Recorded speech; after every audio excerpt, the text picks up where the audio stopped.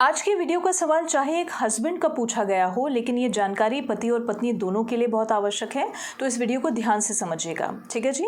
तो सवाल ये है कि जो एसेट्स और प्रॉपर्टीज़ हस्बैंड अपने खुद के पैसों से अपने बेनिफिट के लिए खरीदते हैं और जो प्रॉपर्टीज सिर्फ हस्बैंड के नाम पर ही रजिस्टर्ड हों, जैसे कि कोई कार हो सकती है, कोई फ्लैट है, घर है, प्लॉट हो सकता है, कमर्शियल प्रॉपर्टीज़ हो सकती हैं, दुकान हो सकती है, कमर्शियल व्हीकल्स हो सकते हैं, गोल्ड की आइटम्स हो सकती हैं, तो क्या पत्नी उन्हें स्त्रीधन में क्लेम कर सकती है?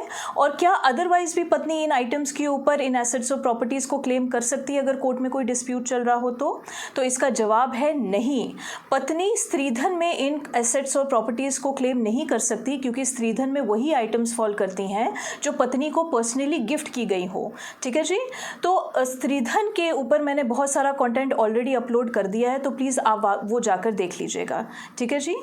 और दूसरी बात, अदरवाइज भी इन एसेट्स और प्रॉपर्टीज़ के ऊपर पत्नी कोई क्लेम नहीं कर सकती अगर तो इन्हें खरीदने में पत्नी का कोई प्रूवन कंट्रीब्यूशन ना हो। तो इसका मतलब ये होता है कि अगर तो इन एसेट्स और प्रॉपर्टीज़ को खरीदने में पत्नी ने हस्बैंड की कोई मदद की है, मान लीजिए कोई फाइनेंशियल कंट्रीब्यूशन किया है, और वो कंट्रीब्यूशन अगर वो कोर्ट में साबित कर सकती है, तो वो अपने हिस्से के फाइनेंशियल कंट्रीब्यूशन का क्लेम कोर्ट में कर सकती है अगर तो पति पत्नी के बीच में कोई डिस्प्यूट चल रहा है। तो फॉर एग्जाम्पल, मान लीजिए पति ने 10 लाख की गाड़ी खरीदी है अपने नाम पर, अपने खुद के पैसों पर, लेकिन पत्नी का उसमें कोई फाइनेंशियल कंट्रीब्यूशन नहीं है, तो पत्नी उस गाड़ी के ऊपर कोई क्लेम नहीं कर सकती, उसके ऊपर कोई हक नहीं जता सकती। लेकिन मान लीजिए हस्बैंड ने वो 10 लाख की गाड़ी को खरीदने में 5 लाख रुपए कंट्रीब्यूट किए हो, और पत्नी ने अपनी सेविंग से या अपनी सैलरी से 5 लाख रुपए कंट्रीब्यूट किए हो, या फिर अपने पेरेंट्स से वो 5 लाख रुपए कंट्रीब्यूट करवाए हो, या फिर अपने पेरेंट्स से पैसे बोरो किए हो अपने हस्बैंड को देने के लिए ताकि वो गाड़ी खरीद सके, तो वो अपने हिस्से के 5 लाख रुपए के ऊपर क्लेम कर सकती है कोर्ट में, बिलाशक जो गाड़ी है वो हस्बैंड के नाम पर ही क्यों ना रजिस्टर्ड हो। ठीक है जी।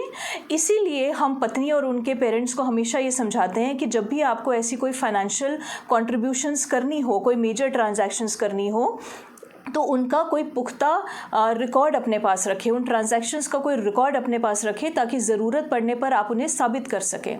बहुत बार ऐसा होता है कि जो पत्नी है और उनके घर वाले हैं, वो इन लॉज को या हस्बैंड को कैश में अमाउंट दे देते हैं, जिसका कोई उनके पास ट्रांजैक्शंस का रिकॉर्ड नहीं होता, और आगे चल के उनको कोर्ट में साबित करने में दिक्कत होती है। ठीक है जी। लास्टली, ये जो लॉ भी हमने डिस्कस किया है, ये लॉ उन सारे एसेट्स और प्रॉपर्टीज़ के ऊपर अप्लाई होता है जिसके बारे में मैंने वीडियो के बिगिनिंग में आपको बताया था। ठीक है जी। चलिए, प्रणाम।